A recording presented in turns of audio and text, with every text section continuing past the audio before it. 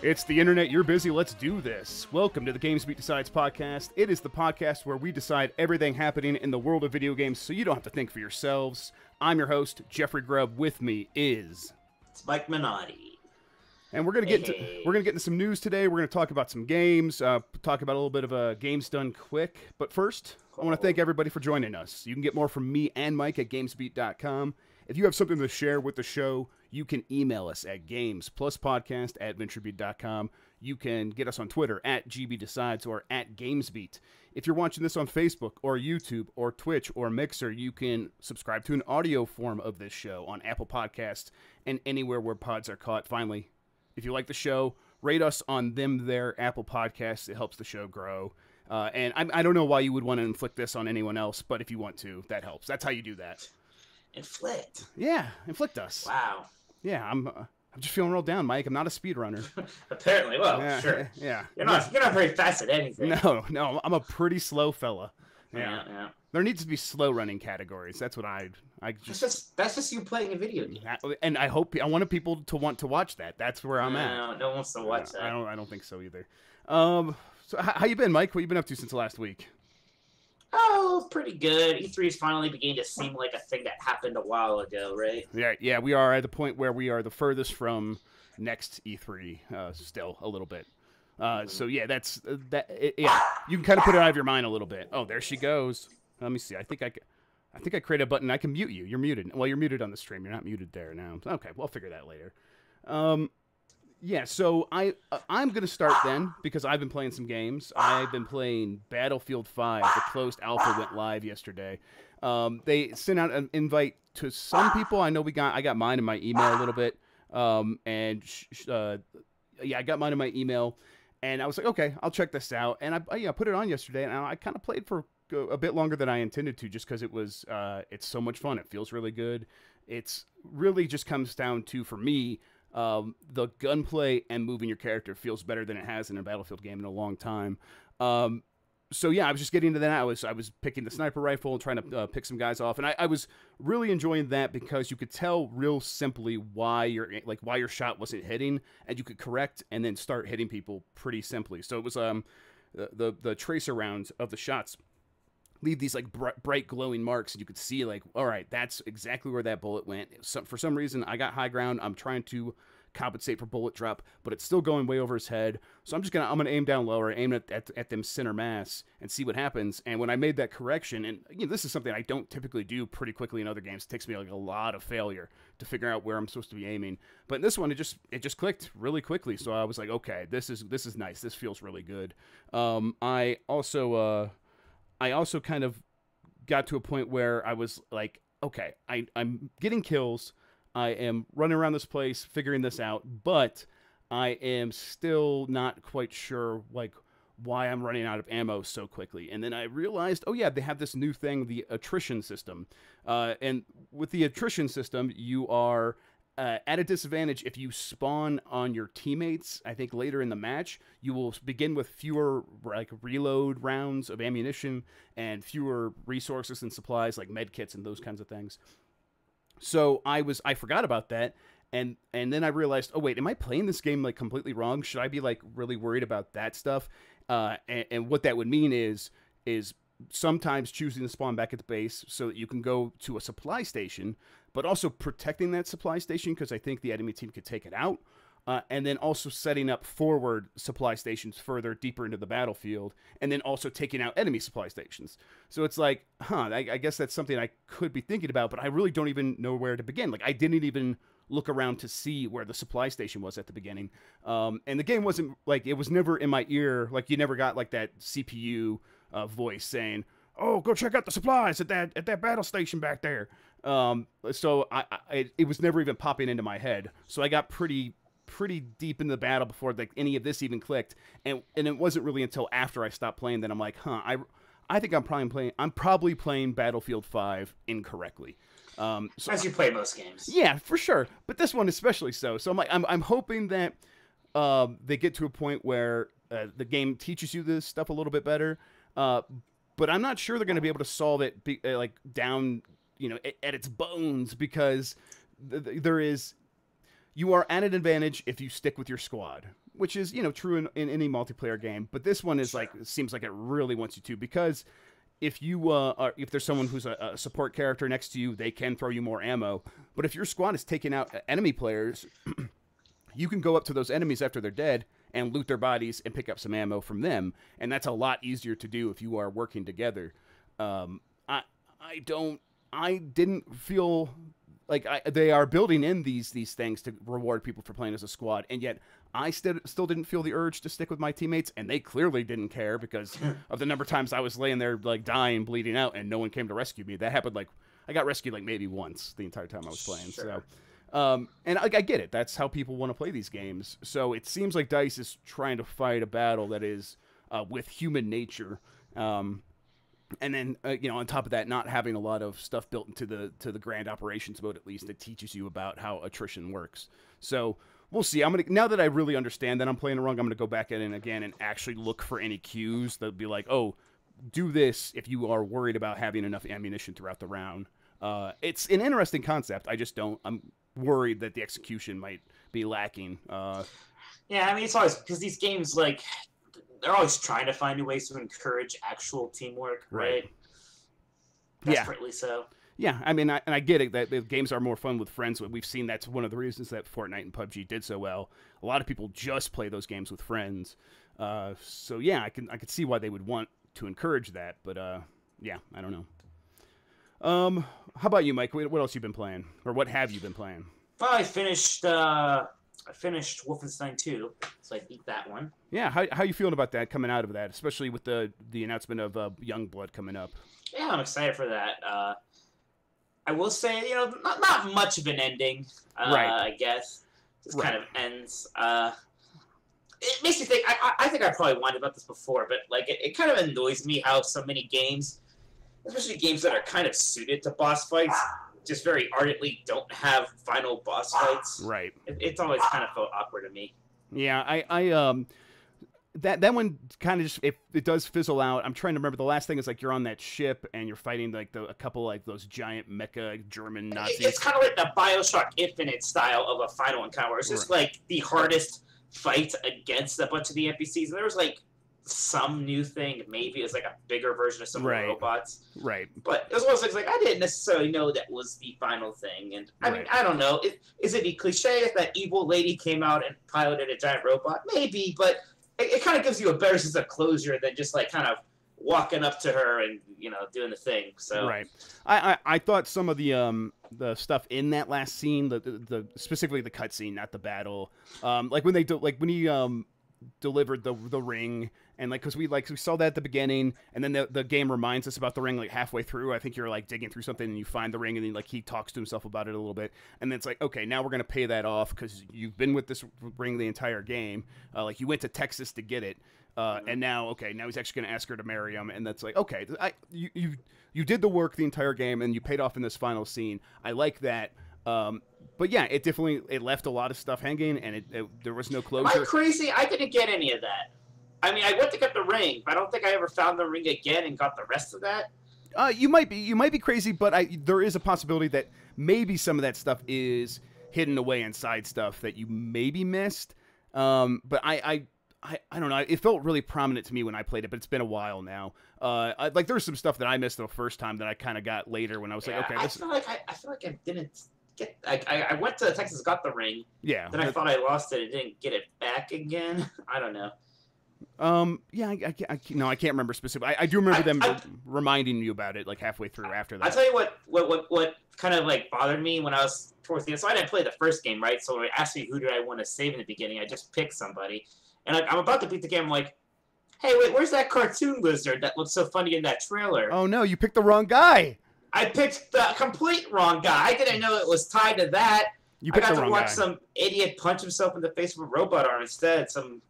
Angry Scottish stereotype. What's that character's name? I didn't. Fergus. So there's Fergus, and then now my guy. I remember him because he when you pick him in the first game, you meet Jimi Hendrix.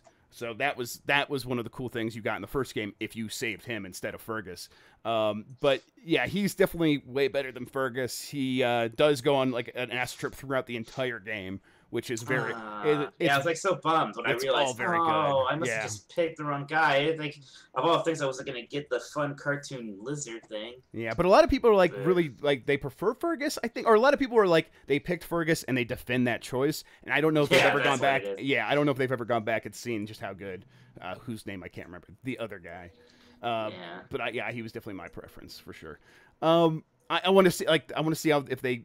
I know Youngblood probably won't deal with that stuff, but they are going to do a third game. I hope the game justifies a third entry that has. It seems to be it definitely wants to have a third game. Oh yeah, sure. Yeah. It saved Mecha Hitler for the third game. Like clearly, right. And it's like, oh man, I need that real bad. So I hope they get there, and I hope Youngblood does really well, and maybe they could do this as a smaller games of that sort in the future after like giving a real third game a shot. So yeah. Anything else? Well, actually, real quick. Have you picked up Mario Tennis Aces? Are you going to? No, I'm probably not going to. Okay. It's just that I have so many Switch things to play right now, indie side, and actually I just got one and then I'm reviewing, and I'm going to be busy for a while. And by the time I get to Aces, I know everyone else is going to be done. Yeah, I think by then Smash Brothers will be coming. So if you're looking for a competitive game on Switch, you'll have that as your backup. For sure. I'll just say that I've put a lot more time in with the competitive mode since then, and it's awesome. It really is. It's super in depth. Every single thing that you could do in at least in the standard mode. There's standard and simple.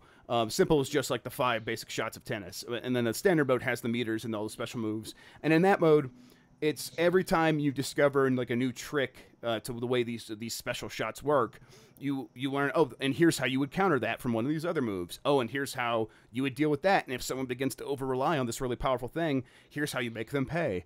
So, yeah, still very much a fighting game. Still way into it. I do think there are some things that they need to address if they want to keep this as a viable competitive game online.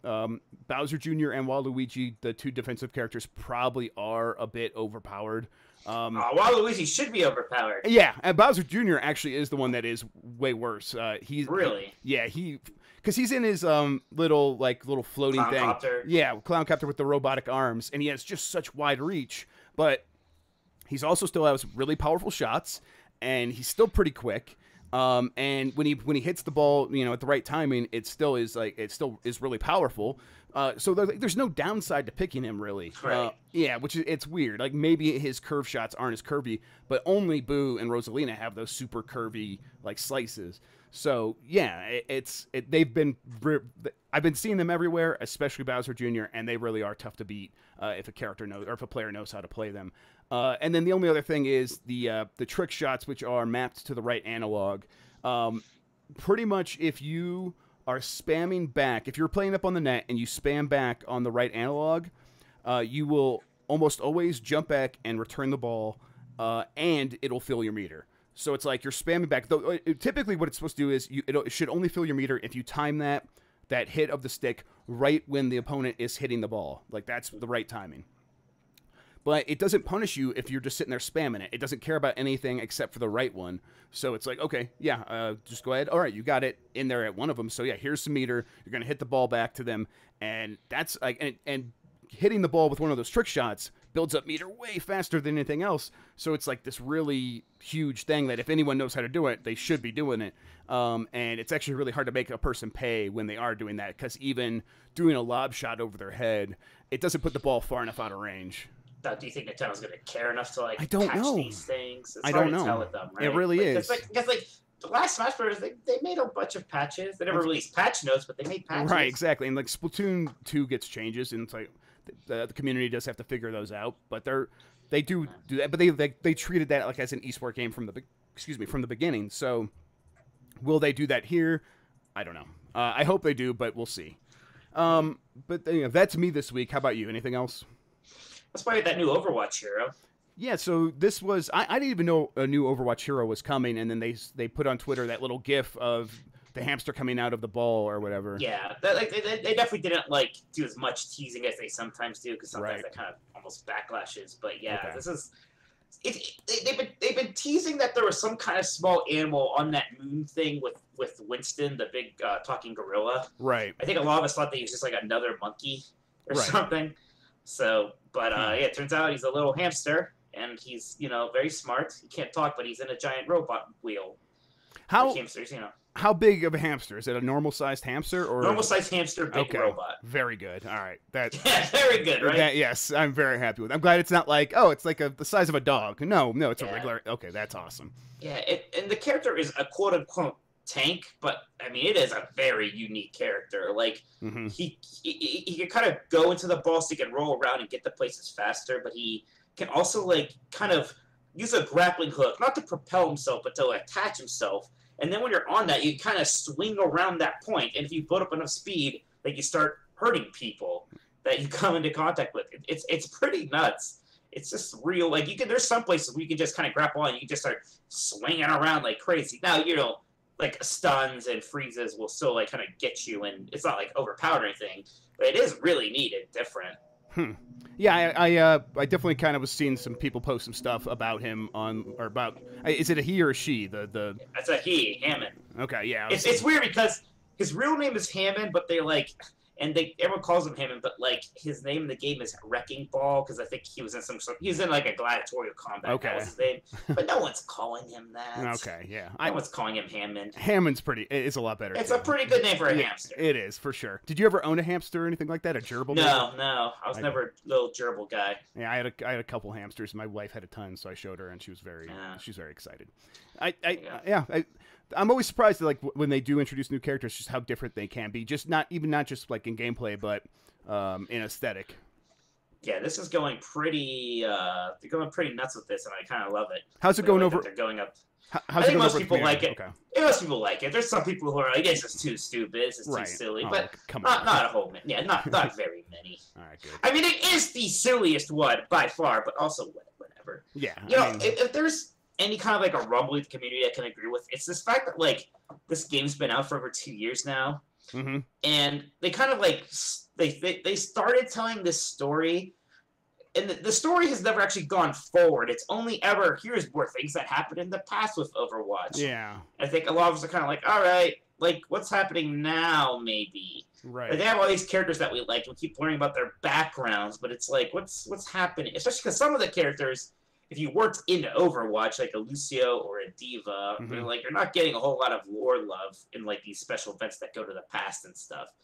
So they got to find a way to kind of continue, like move things forward a little bit story wise instead of just doing the 20th like background event. It seems like that wouldn't be like difficult. So why like they just feel like they have a ton of stuff they want to explore from the past and maybe just don't feel like changing up that much. I guess if you do move the stuff forward, you do have to change a lot about the game. Maybe I don't know. I guess I'm just trying to put myself in their shoes and try to understand why they wouldn't have done this already. Yeah, I have no idea. I mean, I guess there was a certain amount that you get to, but it is at this point now. Like, okay, there's anything else we need to know about like somebody's background or why they joined Overwatch like 30 years ago? Maybe just like write a story on a blog post or something now, like. Because I do kind of want to see, like, hey, where's this all going? Why are people fighting now? Right, yeah. But who knows? I mean, it is weird, because it's like, well, how much longer is... I mean, Overwatch is going to be a thing for a long time. It's not going to be a forever thing, right? Right, I mean, nothing is, yeah, so... No, nothing is. I mean, things that aren't usually, like, a team-based shooter. Like, maybe Counter-Strike, even that's been rebooted. Yeah, yes, they've done several versions of that game. Yeah. Right, so, I don't know. So let's talk about it. Let's talk about Summer Games Done Quick, Mike. I've watched it here and there when I can. I do have it on in the background. I've actually it's at a point where even Stephanie's like, I'll watch a little bit of this. I'm kind of interested in this NES game. So that's been nice. What's been your favorite thing so far? Oh geez. Well, I mean, I've been watching quite a bit of it. I really enjoyed the Mega Man block from like Tuesday. There's another Mega Man block today. That was like some Mega Man 2 ROM hack and then Mega Man 7 and 8. But the one day it was like Mega Man 6, Mega Man 9, Mega Man. And that was pretty much that was kind of my jam. I was enjoying that a lot. There was a run of Oracle Seasons a couple days ago that was really fun to watch. I like seeing this kind of not less. You don't want to call it Zelda game obscure, but not Ocarina of Time, right? Right. So I see that run. Yeah, So, I really like the Mario World run. yeah, it's a lot of fun. Yeah, he was the category was all forts and castles small. Like you could only be small Mario, and Yeah. like you don't realize, but if you don't ever get a power up in Super Mario World, that game becomes very very challenging. He had to do some things like he had to do some like Kaizo stuff, which is, I guess people that don't know, Kaizo is like this super difficult ROM hack version of Super Mario World, where really you have to have some like 1% of the 1% best skills in the world to beat that game, to beat that ROM hack. And they were doing that stuff in this version of this category of Super Mario World, and it was just fun to see. And it was fun to see them like let him even run this category because it was so hard, and he had to try some stuff like multiple times. And that's not something I think they are comfortable doing with a lot of games. But Super Mario World, you can get away with that because people like everyone watching has played it for the most part, so everyone like knows like the feeling of playing it, so they can kind of really put themselves in the shoes of the runner. I was liking that. Did you watch the Metroid Samus Returns run? I watched a good portion of that. Yeah, I was like doing some other really, stuff I was on, but I was watching that. Yeah, it was fun, but there was like some weird clip that he was trying to do, like yeah, with that switch, and it like took him like 8 minutes or something. And yeah. It was like one of those things where like it was a mix of this is hilarious, and also my empathy levels are out of control, and I think I'm gonna have a panic attack. Oh no! Yeah, exactly. Is that the one where he went around, or was it the second time he tried that? The first time he went around because it didn't work. Right. The second time he had no option. He had to do it, and it took like 8 minutes. Oh. And then like he had to do it a third and fourth time, and he did it like almost immediately those times. So it was pretty good. It would be pretty good. I mean, I know they always check this stuff, the runners, but it would still be really funny if like, and Nintendo's the kind of company that might have done this in the past. Just patch it like without telling anybody. That was the joke that they were saying. Oh, it's patched. Yep. Oh man, I like games done quick a whole bunch. It is. Oh yeah, it's great. It's always a fun thing. Any other runs stand out to you?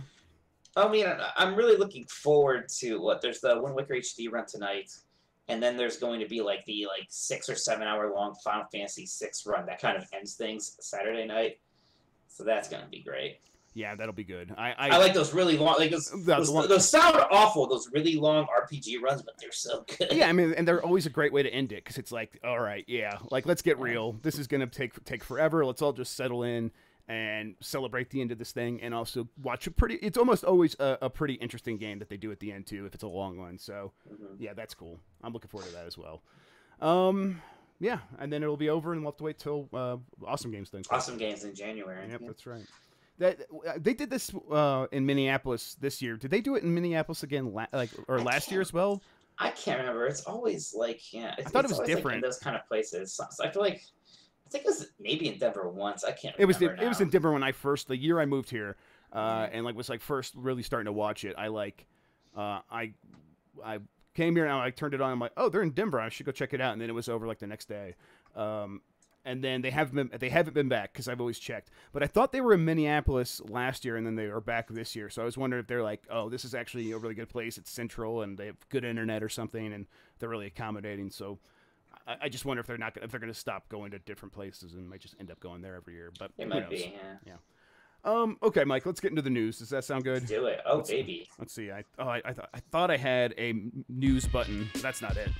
That's just our theme song again. It's not our theme song. That's the break music. And then there's the outro, so I don't have it here. Oh, my bad. This is all your fault, Mike. My fault. Yep. Okay, let's get into the news. So, first up, Xbox One. This is not exactly right, but Xbox One is reportedly getting a Steam Workshop-like take on mods. Oh, I thought I wrote, because this is my headline. I was about to be mad at myself. I thought I wrote Xbox One is making a Steam Workshop-like thing. And I'm like, the Xbox One can't make stuff. It's just a console. But I did write it. Okay, I know you don't like that, but it does. I don't. I hate you. Yeah, it started getting in my head like, yeah, inanimate objects in video games can't make stuff. That's a good point. I'm sorry. We know what you mean. I'm sorry. Okay, so you're not forgiven. Yeah, fair enough. So this thing is called the Xbox Community Content Platform. But catchy. Yeah, I mean, to be fair, this is a report on an internal presentation Microsoft is giving to developers. Okay. It sounds like, and my understanding is it's going to work exactly like Minecraft Marketplace, but for every game on the Xbox platform. Maybe not just Xbox One, maybe also on PC. What this means is like people can build content for games and put them out, and then people can pay for them, or they could get it for free, and all of that could be dictated and determined by the developer or publisher of the game. So they get to decide, the publisher or developer gets to decide what is editable in their game, or what is what they can mod. What is edible? Editable. I tried to say edit and then able, and I know it came. I'm like, man, this is not going to work. What can people eat in our game? Well, but they could decide that too. I mean, I'm not here to judge. But it was also like, if people can make money or not, and like by creating these things.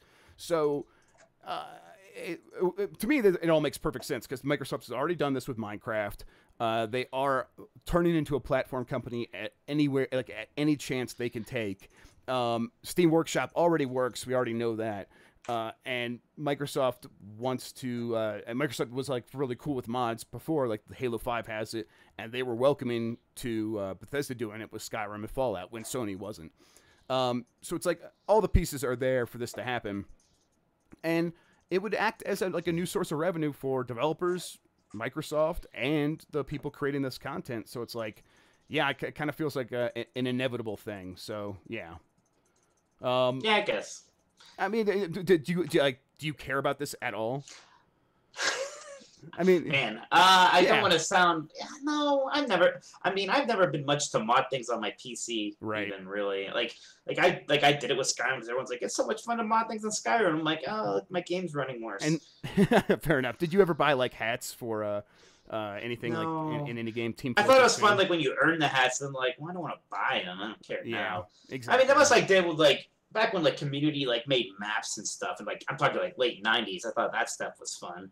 Yeah. Right? Back when like the mods were like, hey, look, it's Team Fortress Classic. Back when Counter Strike was a mod, right? I thought this stuff was neat, but now it's like, look, Randy Savage is a dragon. I'm like, well, I could just watch a video of that. I don't need to yeah, that's. I mean, and that's the thing. Like Randy Savage as a dragon, or as like Thomas the Tank Engine. Those are still not going to be on this because they have, copyrighted materials, and that cannot be sold or even distributed, even for free. So it's going to look a lot like Steam Workshop or like Minecraft Marketplace, and those things make money. People like those. So I mean, it does seem inevitable, and I think it's a good idea, even if maybe there will only be like a couple games here or there that I will be interested in using this with.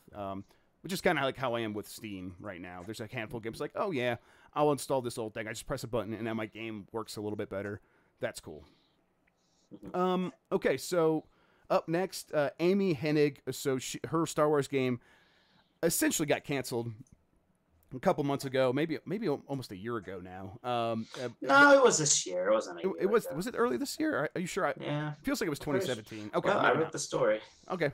Well, excuse me. It's January. Excuse me, Mike. That's right. And so earlier this year, and it sounded at that time like it got canceled. Even if they were like, oh, we're gonna take the stuff and make a new game out of it. But it was clear that Amy Hennig, like her part working with it, that was done, and maybe EA was going to do something else with her. Turns out, nah, she's left EA. She's working on other stuff, going to do other things, although exactly what is unclear still. And it sounds like that Star Wars game is completely on the shelf.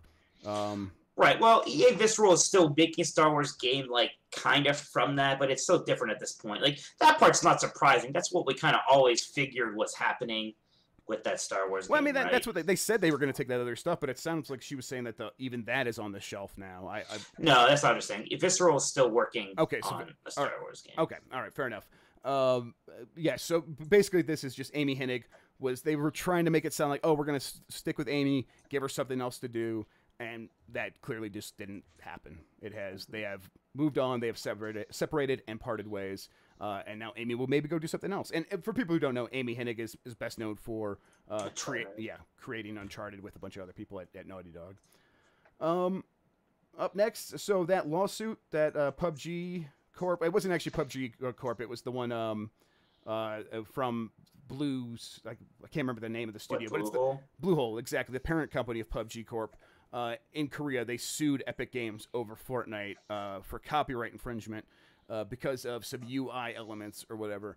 It turns out PUBG has now dropped that lawsuit, and they are going to, they're just not going to have it anymore. I wonder if there was maybe an agreement made. Maybe there was, they just settled it. Maybe Epic was like, hey, we can make life hell for you because we control the engine you're on. So let's not play around. Let's just get this over with. But yeah, people were giving Bluehole a lot of problems for that, and rightfully so. This kind of stuff happens in games all the time, and maybe it was a little bit whack that one of the companies that you're working with stole your idea, or quote unquote stole your idea. But yeah, that's the way this stuff goes. It was pretty dumb. I think they realized they weren't getting away with this one, or they weren't going to win it. Yeah, it was in Korea, so who knows? I guess I don't know much about Korea law. Yes, yeah, I would say that we don't. So who knows? But we will never know. Drat. Yeah. How about this one on the Switch, Hollow Knight? Have you picked that one up? No, and I want to. I know. I guess we are two of the only people who haven't, because that game is doing exceptionally well on Switch, according to Reggie Fils-Aimé. I think a lot of people, myself included, were waiting for the Switch version of this game. Yeah. I'm taking a break from Stardew Valley now. I got married. I got my baby. I finished the community center. I'm good for a bit. So. All right. Well, congratulations, Mike. I'm happy to hear that. Yeah. Oh, you should be. So I also saw right before we came on, the game came out about 2 weeks ago. It was during E3 that it came out on the Switch, and it's sold 250,000 copies since then. So yeah, that's pretty good for a game. Pretty good. Small time. I think a lot of people probably bought that game that day. Oh yeah, I'm sure they did. You're excited about stuff, and then that the news stops coming out. Now you're just kind of like, oh, I got my Switch here, and that game came out. Why not just get it? I'm already in the store downloading Fortnite. So yeah. Yeah, I'm gonna pick that one up tonight, I think, actually, as well. Okay, this was a story that I didn't even realize was a news story, because we've heard this for forever. But Google is planning a game platform that could take on Xbox and PlayStation. So what does that mean? Take on Xbox and PlayStation? Are they gonna actually make a console? I don't think so. They're not. They're not taking on Xbox and PlayStation. Well, you're just going to make the 50th. What? Yeah. What are they gonna make? Another. They're gonna make a little box that you can. It's gonna be game streaming or something. Well, they don't have to make a box. They could just put it. There won't even be a box. Well, they don't. There doesn't have to be. There might be a box, but they could just put it on anything that has Android or whatever. So your Fire Stick is gonna have the Google Game app, and you can cloud play. Google Play is Call of Duty on it. Fire Stick, but yeah. Oh my god. Well, hey, let's get. This is a fact-based podcast, Mike. Excuse me. Essentially, though, yes, you're right. Maybe. Yes, I'm right, maybe. Yeah, I guess there could be a console, but in a time where we're coming out of an E3 where multiple companies talked about creating their own streaming platforms, it seems very unlikely that Google's going to be and here's the Google box that is just No, they're definitely going to do a streaming cloud gaming thing, and. But to be fair, Microsoft announced one of those themselves, saying we want you playing Xbox on any device. So taking on Xbox does mean a streaming platform. I know what you mean. It's not. Right. It's not really taking on them on in the console space. But maybe that's not fully the future of these platforms. PlayStation, who knows? They do have PlayStation Now on PC already, and they had it on other stuff, but they've scaled it back. But yeah, I thought everyone knew Google was already doing this. I thought that was if not an open secret, they've already even admitted it. So I was a bit okay. We're not all as up on it and cool as you, Jeff. I guess not. You guys gotta get on my level, is what I always say. Yeah, for sure. Yeah, so next up, Mario Kart 8 is now compatible with the Toy-Con motorbike in the Nintendo Labo set. Finally! Is this going to make you go out and go get one of the Labos, Mike? That took long enough. Finally, the support for my cardboard. Honestly. I'm kind of shocked. I bet they've been working on this and already had it, and they're just I guess just release it.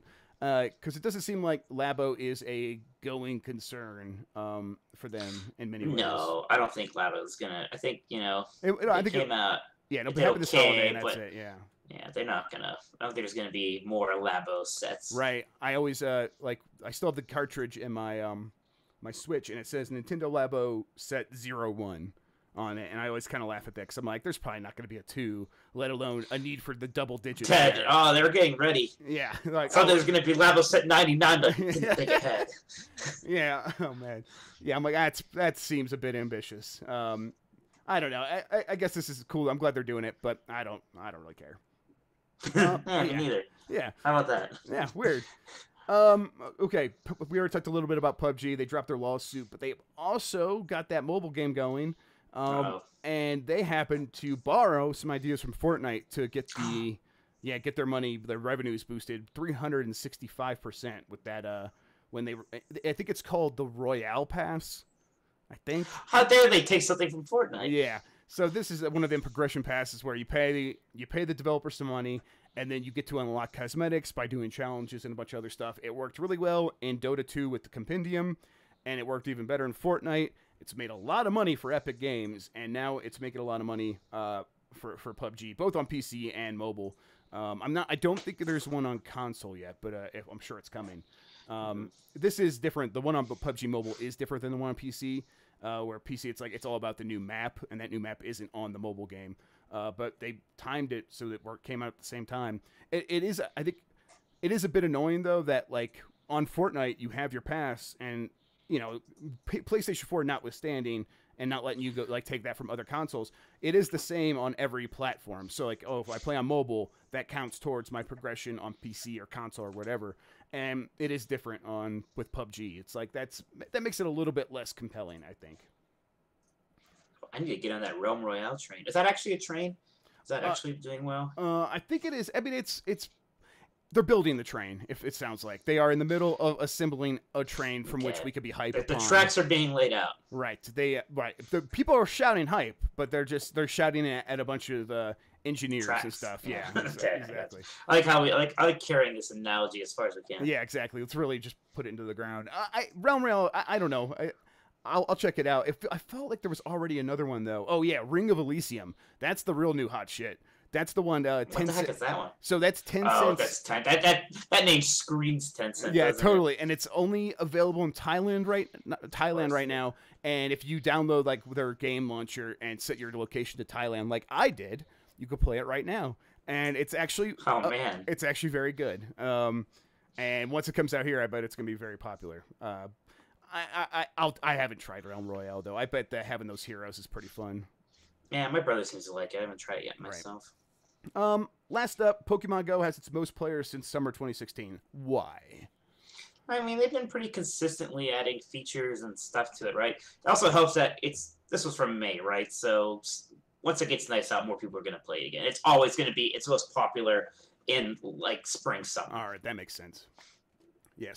But I think that they have like developed a better following. I think the legendary Pokemon more than anything went a long way to it. If I hear anybody talk about that game now, it's about how they're going to go get some legendary Pokemon or something. Right. Huh. I have been seeing more people in my Twitter list. I mean, it's usually the same people, but they are talking about it more often. It feels like there was a period where if you were still playing it, you just did so quietly and didn't want to talk about it, like it was a shameful thing. I'm like, it wasn't that bad, guys. You guys could come out of the closet, tell us about it. And yeah, we're kind of past that phase. Exactly. And now it's like, there's some value to this game still. It's worth playing. Do you think that Nintendo's idea, their whole concept of these new Pokemon games, where it's like, oh, Pokemon Go is going to influence these games, and we want the people playing Pokemon Go to come into Let's Go Eevee and Let's Go Pikachu, and that's really going to happen? Do you think there's anything to that? It's like you never want to bet against Pokemon, right? But or man, Nintendo, it just seems like, I don't know. When I played that thing at E3, man, it seems rough to me. Right. I feel like the people who like playing Pokemon Go, who maybe don't like actual Pokemon, maybe like the fact that they are outside, kind of doing a thing with their friends. I feel like so you're saying they need to make Boktai Pokemon. I think they're saying that they already made the Pokemon game for those people, and it's called Pokemon Go. Fair enough. I mean, I don't know. Of all the things, like all the franchises looking at it, how can we get more people playing this? To look at like your Pokemon games when it was already going to get a big boost for being on the Switch, anyways. Like the next Pokemon games, if we want to come for the Switch, they might be like the best-selling Pokemon games ever, right? Like that could happen just because of. You're right. And so, I don't know. So to do this whole thing, I don't know. We'll see how these games are going to have very strong initial sales, for sure. I'm curious if they're going to have the legs that these Pokemon games usually do. Like normally, like what right now we still see Ultra Sun, Ultra Moon show up in MPDs and stuff sometimes, right? Like, and I wonder if that's going to be the case with these. Right. real quick on well, actually, this first. Let me do my joke first. What if they hired Hideo Kojima and had him build a version of the Switch that has solar panels in the top, and you take it outside, and you power your Pokemon with solar panels. Did you ever play Boktai, or am I just talking to a moron right now? No, I know that game. It wasn't called Boktai. It had an English name. No, it didn't. It was called. Yeah, it was totally called Bok. Look it up. God damn it. It had a sequel that wasn't as crazy. I'm gonna look it up too. Shut up. It was just called Boktai. You're a dummy. You're a big dummy. Boktai, the sun is in your hand. What am I thinking of? You're thinking of you're probably thinking of like horsies and dogs. Lunar Nights. Lunar Nights, because the third one was just called Lunar Nights because they realized Boktai was a stupid name. But here's the thing. I actually know what Boktai is, and I've never heard of Lunar Nights. It was just the third one. It was the one that came out on the DS. Okay. Oh, wow. Okay. It didn't have a solar panel, I bet. It didn't need one, but if you used a Game Boy, if you had like one of the original Boktai games still plugged in, it would still absorb the sun energy. Isn't that weird? That was a Kojima game. Hideo Kojima is a madman, and I am just so into all that stuff. I hope Death Stranding is that kind of weird. I hope there's something else to that game, man. No, he just produced that game. It's not like he directed it, but still. I know, but you don't.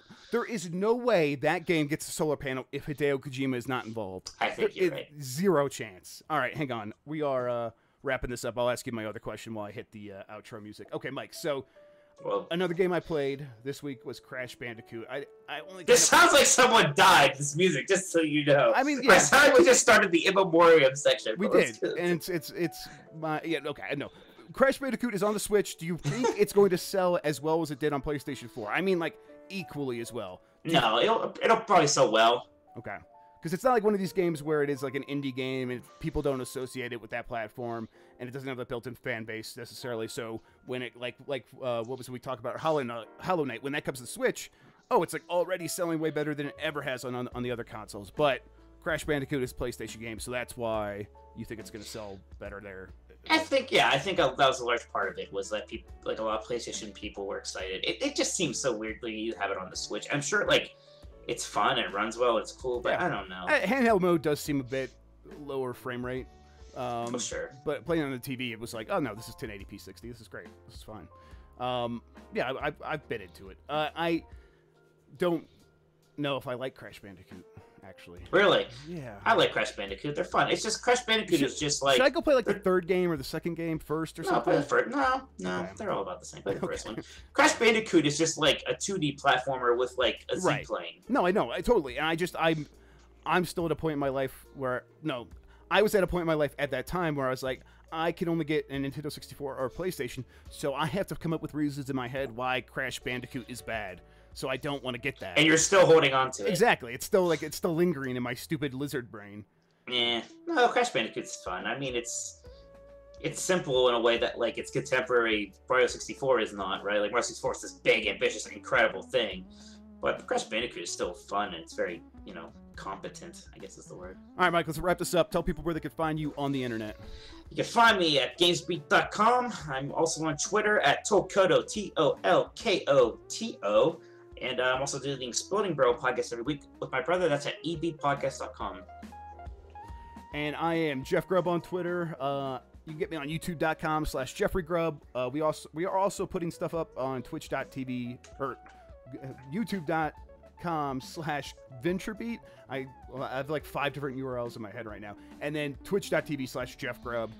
Get me there. I'm streaming some stuff. I'll probably be putting The Crew 2 and Battlefield 5 on there tonight. I'll be playing some of that.